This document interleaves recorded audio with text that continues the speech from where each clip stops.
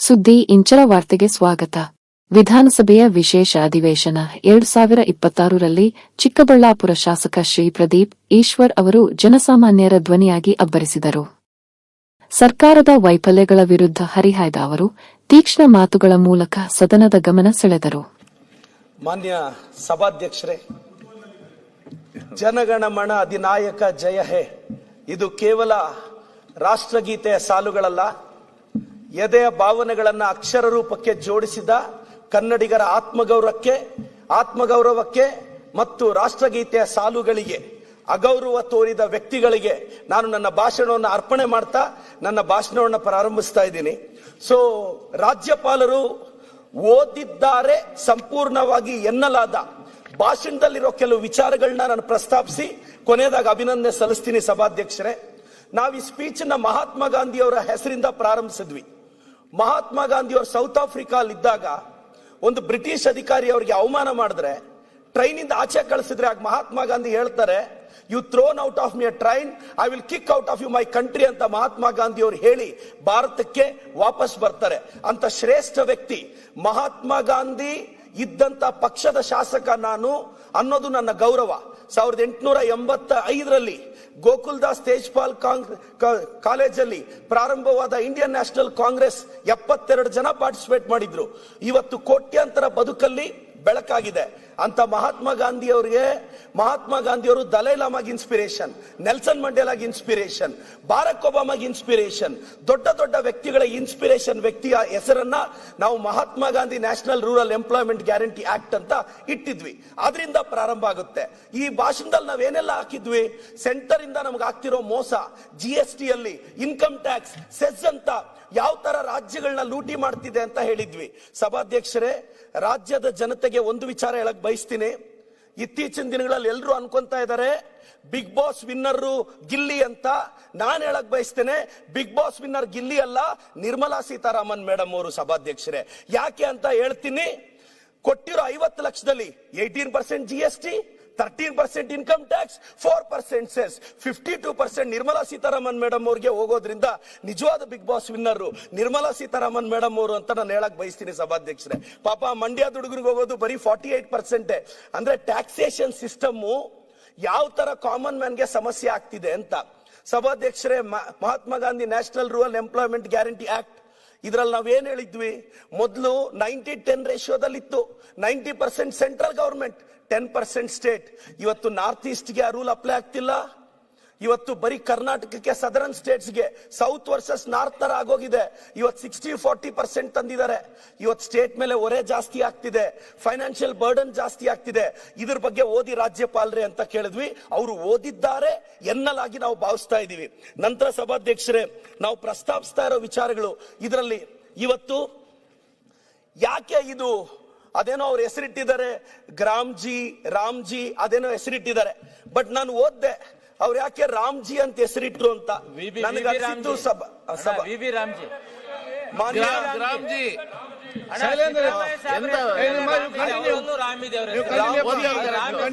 ರಾಮ್ಜಿ ಅನ್ನೋ ಹೆಸರು ಯಾಕಿಟ್ರು ಅಂದ್ರೆ, ಸಭಾಧ್ಯಕ್ಷರೇ, ಅಯೋಧ್ಯೆಯಲ್ಲಿ ರಾಮ ಮಂದಿರ ಕಟ್ಟಿದ್ರು, ಅಯೋಧ್ಯೆಯಲ್ಲಿ ಶ್ರೀರಾಮಚಂದ್ರ ಇಂಡಿಯಾ ಕೂಟಕ್ಕೆ ಒಲಿದು ಬಿಟ್ರು. ರಾಮ ಒಲಿಲಿಲ್ಲ. ಅಯೋಧ್ಯೆಯಲ್ಲಿ ರಾಮ ಮಂದಿರ ಕಟ್ಟಿದ್ರು, ಶ್ರೀರಾಮಚಂದ್ರ ಇಂಡಿಯಾ ಕೂಟಕ್ಕೆ ಒಲಿದ್ರು. ರಾಮ ಒಲಿಲ್ಲ, ಮತ್ತೊಮ್ಮೆ ಒಲಿಸೋ ಪ್ರಯತ್ನ ಪಟ್ರು. ನನ್ನ ಪ್ರಕಾರ ಅಯೋಧ್ಯೆಯಲ್ಲಿ ರಾಮನ ಮಂದಿರ ಕಟ್ಟೋದ ಅಷ್ಟೇ ಅಲ್ಲ ದೇಶ ಪ್ರೇಮ ಅಂದ್ರೆ. ಬಡವನ ಹೊಟ್ಟೆ ತುಂಬಿಸೋದು, ಹಸಿವು ನೀಗಿಸೋದು, ಬಡವನನ್ನ ಒಂದು ಸ್ವಾಭಿಮಾನಿಯಾಗಿ ಬದುಕಕ್ಕೆ ಪ್ರೇರೇಪಿಸೋದು. ಸಭಾಧ್ಯಕ್ಷರೇ, ಈ ಸಂದರ್ಭದಲ್ಲಿ ಹೇಳ್ತೀನಿ, ನನ್ನ ಪಾಲಿನ ಶ್ರೀರಾಮಚಂದ್ರ ನನ್ನ ಎಡಭಾಗದಲ್ಲಿರುವ ಎದೆಯಲ್ಲಿರುವವರು ನಿಮ್ಮ ಬಲಭಾಗದಲ್ಲಿ ಕೂತಿರೋ ಸಿದ್ದರಾಮಯ್ಯನವರು ನನ್ನ ಪಾಲಿನ ಶ್ರೀರಾಮಚಂದ್ರ ಅಂತ ಹೇಳಕ್ ಬಯಸ್ತೀನಿ. ಸಭಾಧ್ಯಕ್ಷರೇ, ಯಾಕೆಂದ್ರೆ ಬಡವರ ಹೊಟ್ಟೆ ತುಂಬಿಸ್ತಿರೋ ರಾಮ ಸಿದ್ದರಾಮಯ್ಯ, ಅನ್ನರಾಮಯ್ಯ ಅಂತ ಹೇಳಕ್ ಬಯಸ್ತೀನಿ. ಇವತ್ತು ಅನ್ನ ಭಾಗ್ಯ ಎಷ್ಟು ಬದುಕುಗಳಲ್ಲಿ, ಎಷ್ಟು ಮನೆಗಳಲ್ಲಿ ಸೆಕೆಂಡ್ ಲೈನ್ ಜೋಡಿಸಿದ್ದೀನಿ. ಸಭಾಧ್ಯಕ್ಷರೇ, ಅದು ಬರೋವರೆಗೂ ಬಿಜೆಪಿ ಸ್ನೇಹಿತರು ಕಾಯ್ಬೇಕು ಅನ್ನೋದು ನನ್ನ ವಿನಂತಿ. ನಾನು ಸಭಾಧ್ಯಕ್ಷರೇ, ಇವತ್ತು ಗೃಹಲಕ್ಷ್ಮಿನ, ನಮ್ಮ ಪಂಚ ಗ್ಯಾರಂಟಿಗಳನ್ನ ಕಿಂಗ್ಸ್ ಕಾಲೇಜ್ ಅವರು ಹೇಳಿದ್ದಾರೆ, ರೆವಲ್ಯೂಷನರಿ ಚೇಂಜಸ್. ಇನ್ ಗ್ರಾಸ್ ರೂಟ್ ಅಡ್ಮಿನಿಸ್ಟ್ರೇಷನ್ ಅಂತ ಹೇಳಿದ್ದಾರೆ. ಇವತ್ತು ದೊಡ್ಡ ದೊಡ್ಡ ಯೂನಿವರ್ಸಿಟಿಗಳು ನಮ್ಮ ಗ್ಯಾರಂಟಿನ ಇನ್ಸ್ಪಿರೇಷನ್ ಆಗಿ ತಗೊಂಡಿದೆ. ವೆಸ್ಟರ್ನ್ ಯೂನಿವರ್ಸಿಟಿಗೆ ಕರ್ನಾಟಕದ ಗ್ಯಾರಂಟಿಗಳು ಇನ್ಸ್ಪಿರೇಷನ್. ಇವತ್ತು ಗೃಹಲಕ್ಷ್ಮಿ, ಗೃಹ ಜ್ಯೋತಿ ಇಂಥ ಯೋಜನೆಗಳಿಂದ ನಾವು ಪ್ರತಿ ಮನೆಗೂ ರೀಚ್ ಆಗ್ತಿದೀವಿ. ಸಭಾಧ್ಯಕ್ಷರೇ, ಹೊಟ್ಟೆ ಹಸಿವು ತುಂಬಿಸೋದು ಈ ಜಗತ್ತಿನ ಶ್ರೇಷ್ಠ ಕಾರ್ಯ. ಹೊಟ್ಟೆ ಹಸಿವನ್ನ ತುಂಬಿಸೋದು ಶ್ರೇಷ್ಠ ಕಾರ್ಯ. ಅನ್ನಭಾಗ್ಯ ಈ ದೇಶದ ಫುಡ್ ಸೆಕ್ಯೂರಿಟಿ ಬಿಲ್ಗೂ ಇನ್ಸ್ಪಿರೇಷನ್. ಅಂತ ಬಿಲ್ ತಂದಾಗ ಅದಕ್ಕೆ ದೊಡ್ಡ ಸ್ಫೂರ್ತಿ ನಮ್ಮ ಸಿದ್ದರಾಮಯ್ಯ ಸಾಹೇಬರು ಮತ್ತೆ ನಮ್ಮ ಡಿ ಕೆ ಶಿವಕುಮಾರ್ ಸಾಹೇಬ್ರ ಸರ್ಕಾರ ಅಂತ ನಾನು ಹೇಳೋದಕ್ಕೆ ಗೌರವದಿಂದ ಹೇಳಕ್ ಬಯಸ್ತೇನೆ. ಸಭಾಧ್ಯಕ್ಷರೇ, ನಾವು ಈ ಸ್ಪೀಚ್ ಅಲ್ಲಿ ಗವರ್ನರ್ ಅವ್ರಿಗೆ ನಾವು ಬಹಳಷ್ಟು ವಿಚಾರಗಳನ್ನ ಹೇಳಿದ್ವಿ. ಸರ್, ಸೆಂಟರ್ ಇಂದ ನಮ್ಗೆ ಏನೇನ್ ಆಗ್ತಿದೆ, ಭದ್ರಾ ಮೇಲ್ದಂಡೆ ಯೋಜನೆಯಲ್ಲಿ 5300 ಕೋಟಿ ಕೊಡಿ ಅಂದ್ವಿ, ಕೊಡ್ಲಿಲ್ಲ ಸಭಾಧ್ಯಕ್ಷರೇ. ಈ ನೋವನ್ನು ನಾವೆಲ್ಲ ಹೇಳೋದು ಗವರ್ನರ್ ಮುಖಾಂತರ. ಅವ್ರ ಸ್ಪೀಚ್ ಅಲ್ಲಿ ಹೇಳಿದ್ವಿ, ನಾವೇನು ನೆಗೆಟಿವ್ ಹೇಳಿರ್ಲಿಲ್ಲ. 15th ಫೈನಾನ್ಸ್ ಕಮಿಷನ್ ಅಲ್ಲಿ ವಿಶೇಷ ಅನುದಾನ ಕೊಡಿ ಅಂತ 5495 ಕೋಟಿ ಕೇಳಿದ್ವಿ, 1 ರೂಪಾಯಿ ಕೊಡ್ಲಿಲ್ಲ ಸಭಾಧ್ಯಕ್ಷರೇ. ನಮ್ GST ದುಡ್ಡನ್ನ ನಮಗ್ ವಾಪಸ್ ಕೊಡಲ್ಲ. ಇನ್ಕಮ್ ಟ್ಯಾಕ್ಸ್ ಅಂತಾರೆ, ಸೆಸ್ ಅಂತಾರೆ, ಹೊಸ ಯೋಜನೆ ಅಂತಾರೆ, ಹೆಸರುಗಳು ಮಾತ್ರ ಬದಲಿಸ್ತಾ ಇದ್ದಾರೆ. ಇವತ್ತು 50,000ಕ್ಕೂ ಹೆಚ್ಚು ಕೋಟಿಗಳು ಏನಿದೆ, ಇವತ್ತು 1 ಲಕ್ಷ ಕೋಟಿಗೂ ಹೆಚ್ಚು ಇವತ್ತು ನಾವು ಗ್ಯಾರಂಟಿಗಳು ಖರ್ಚು ಮಾಡಿದೀವಿ.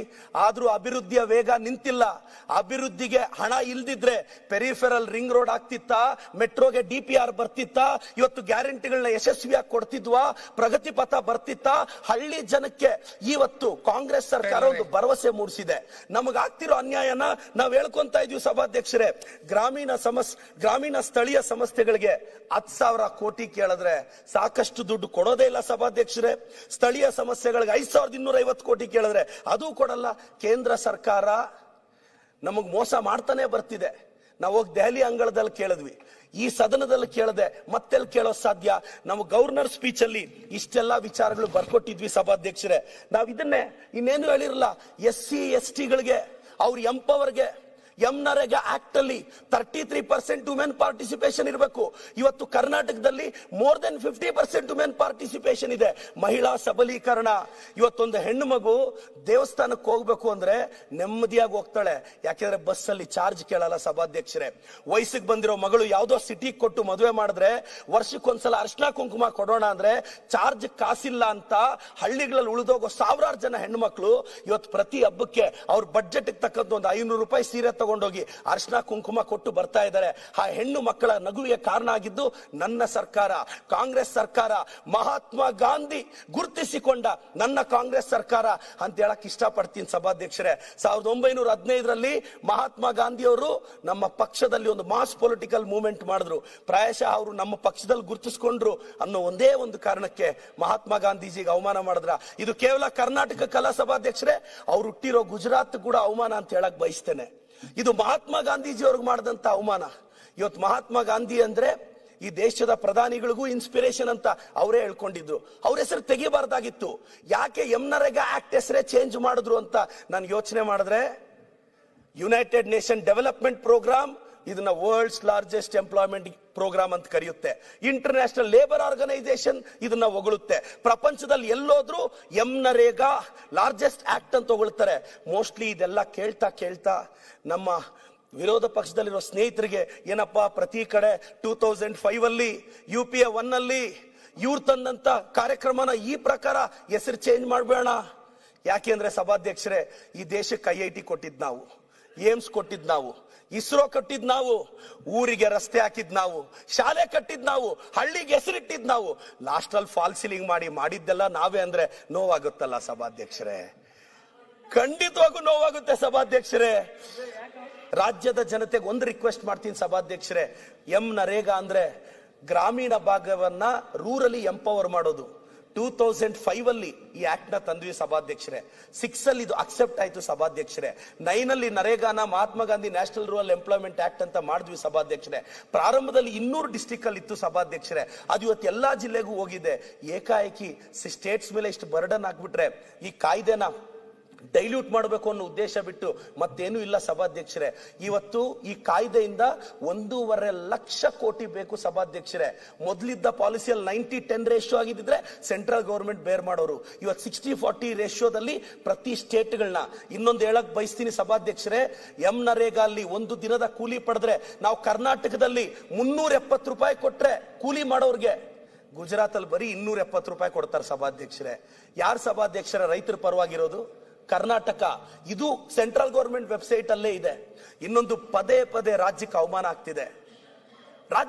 ಆಗ್ತಿದೆ. ರಿಪಬ್ಲಿಕ್ ಡೇ ಅಲ್ಲಿ ಸ್ತಬ್ಧ ಚಿತ್ರಗಳು 30 ಹೋಯ್ತು ಸಭಾಧ್ಯಕ್ಷರೇ. ಕರ್ನಾಟಕದ ಸ್ತಬ್ಧ ಚಿತ್ರವನ್ನ ಅಲ್ಲೆಲ್ಲೋ ಮೂಲೆಯಲ್ಲಿ ನಿಲ್ಲಿಸ್ಬಿಟ್ಟಿದ್ರು ಸಭಾಧ್ಯಕ್ಷರೇ. ಇದು ಅವಮಾನ ಅಲ್ವಾ ಕರ್ನಾಟಕಕ್ಕೆ? ಕರ್ನಾಟಕ ಸ್ತಬ್ಧ ಚಿತ್ರಕ್ಕೆ ಇವತ್ತು ಪೆರೇಡಲ್ಲಿ ಹೋಗೋ ಗೌರವನೂ ಇಲ್ವಾ? ಇವತ್ತು ಇದನ್ನ ಪ್ರಶ್ನೆ ಮಾಡೋದು ತಪ್ಪ ಸಭಾಧ್ಯಕ್ಷರೇ? ನಾನು ಮತ್ತೊಮ್ಮೆ ಮಗದೊಮ್ಮೆ ನಾನೆಲ್ರಿಗೂ ರಿಕ್ವೆಸ್ಟ್ ಮಾಡಕ್ಕೆ, ನನಗೆ ಮೊನ್ನೆ ಒಂದು ವಿತ್ ಆಲ್ ಡ್ಯೂ ರೆಸ್ಪೆಕ್ಟ್ ನನ್ನೆಲ್ಲ ಸ್ನೇಹಿತರಿಗೆ ನನಗೆ ಮೊನ್ನೆ ಒಂದು ಕನಸು ಬಂದಿತ್ತು ಸಭಾಧ್ಯಕ್ಷರೇ. ಆ ಕನಸಲ್ಲಿ ಏನಿತ್ತು ಅಂದ್ರೆ, ಆ ಕನಸನ್ನು ಹೇಳ್ಬಿಡ್ತೀನಿ ಸಭಾಧ್ಯಕ್ಷರೇ. ಕ್ವಶನ್ ಪೇಪರ್ ನಮ್ಮ ಟೀಚರ್ ನನಗೆ ಕೊಟ್ಟರು ಸಭಾಧ್ಯಕ್ಷರೇ. ಫಾದರ್ ಆಫ್ ನೇಷನ್ ಯಾರು ಅಂತ ನಾನು ಬರ್ದೆ ಸಭಾಧ್ಯಕ್ಷರೇ, ಮಹಾತ್ಮ ಗಾಂಧಿ ಅಂತ. ಇದೇ ಕ್ವಶನ್ ಪೇಪರು ಕನ್ಸಲ್ಲಿ ಅಶೋಕ್ ಅಣ್ಣಗೆ ಅವ್ರ ಟೀಚರ್ ಕೊಡ್ತಾರೆ ಸಭಾಧ್ಯಕ್ಷರೇ. ಅಶೋಕ್ ಅಣ್ಣ ಅವ್ರಿಗೆ ಫಾದರ್ ಆಫ್ ನೇಷನ್ ಯಾರು ಅಂತ ಕೇಳಿದ್ರೆ ಲಾಸ್ಟ್ ವೀಕ್ ಆಗಿದ್ರೆ JP ನಡ್ಡಾಜಿ, ಈ ವೀಕ್ ಆಗಿದ್ರೆ ನಿತಿನ್ ನಬೀನ್ಜಿ ಅಂತ ಬರೀತಾರೆ ಸಭಾಧ್ಯಕ್ಷರೇ. ಇದು ಕನ್ಸು ಸಭಾಧ್ಯಕ್ಷರೇ, ಇದು ಜಸ್ಟ್ ಕನ್ಸು ಸಭಾಧ್ಯಕ್ಷರೇ. ಏನ್ ಸರ್ ಇದೆಲ್ಲ? ಇದೇ ಕನಸು ಸರ್, ಸಭಾಧ್ಯಕ್ಷ ಕನಸು ಸಭಾಧ್ಯಕ್ಷರೇ. ಇದೇ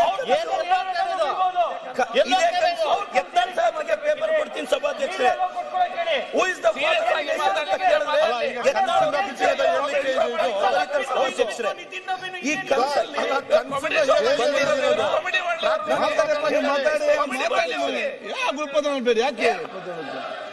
ಇದು ಜಸ್ಟ್ ಕನಸಷ್ಟೇ ಸಭಾಧ್ಯಕ್ಷರೇ. ಇವತ್ತು ಬಹಳಷ್ಟು ವಿಚಾರಗಳನ್ನ ನಾನು ಇವತ್ತು ಆಶಾ ಕಿರಣ ಸ್ಕೀಮ್ ಅಂತ ನನ್ನ ಸರ್ಕಾರ ತಂದಿದೆ ಸಭಾಧ್ಯಕ್ಷರೇ. ಎಸ್ಟಾಬ್ಲಿಷ್ ಮಾಡಿದೆ ಸಭಾಧ್ಯಕ್ಷರೇ. ಅಷ್ಟೇ ಅಲ್ಲ ಸಭಾಧ್ಯಕ್ಷರೇ, 31 ಡಿಸ್ಟ್ರಿಕ್ಟ್ ಹಾಸ್ಪಿಟಲ್ಸ್ ಅಲ್ಲೂ ನಾವು ಹೆಲ್ತ್ ಇದ್ ಮಾಡ್ತಾ ಇದೀವಿ ಸಭಾಧ್ಯಕ್ಷರೇ.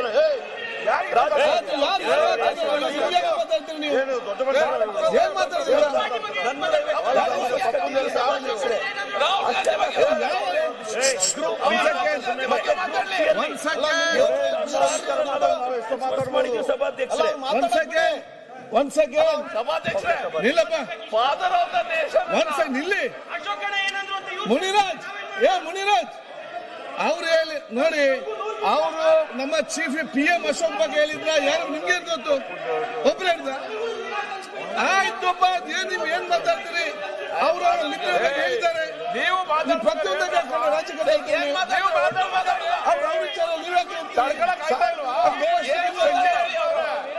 ಅವ್ರ ವಿಚಾರ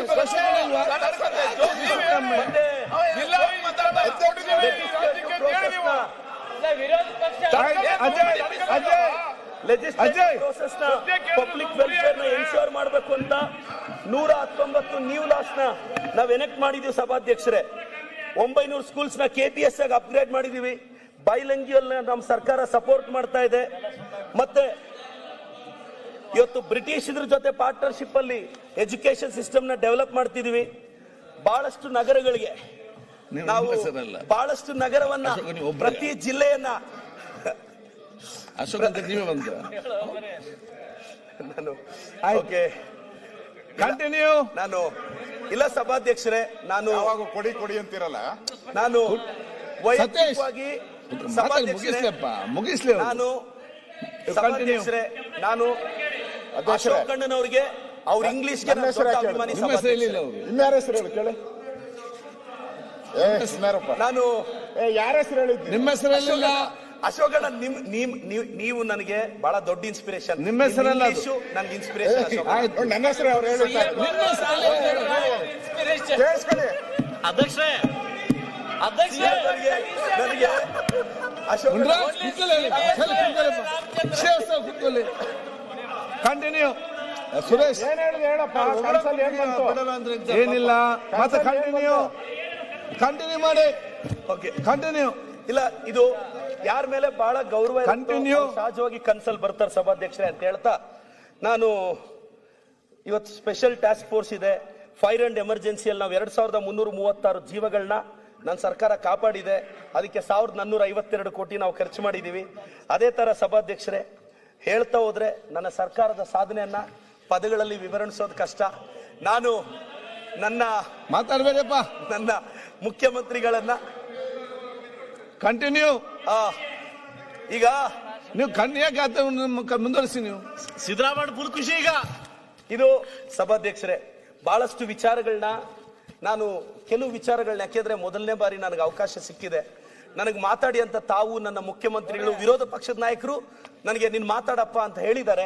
ದಯವಿಟ್ಟು ಇನ್ನೊಂದು ಅರ್ಧ ಗಂಟೆ ನೀನ್ ಮಾತಾಡಪ್ಪ ಅಂತ ಇಲ್ಲ. ಅಶೋಕಣ್ಣ ಅವ್ರು ನನಗೆ ಆಗ್ಲೇ ಮೊಗಸಾಲೆಯಲ್ಲಿ ಸಿಕ್ಕಿದಾಗ ನೀನ್ 2 ಅವರ್ ಮಾತಾಡು ಅಂತ ಹೇಳಿದ್ದಾರೆ. ದಯವಿಟ್ಟು ಇಲ್ಲ ಅಂತ ಹೇಳ್ಬಿಡ್ಲಿ ಸಭಾಧ್ಯಕ್ಷರೇ. Okay, continue. ನನಗೆ ಅವ್ರ ಮೇಲೆ ವೈಯಕ್ತಿಕವಾಗಿ ಬಹಳ ಗೌರವ ಇದೆ. ಸೊ ಅವ್ರ ನಿರೀಕ್ಷೆಯನ್ನು ನಾನು ಯಾವತ್ತೂ ಹುಸಿ ಮಾಡಲ್ಲ ಅನ್ನೋ ಭರವಸೆ ನನಗಿದೆ.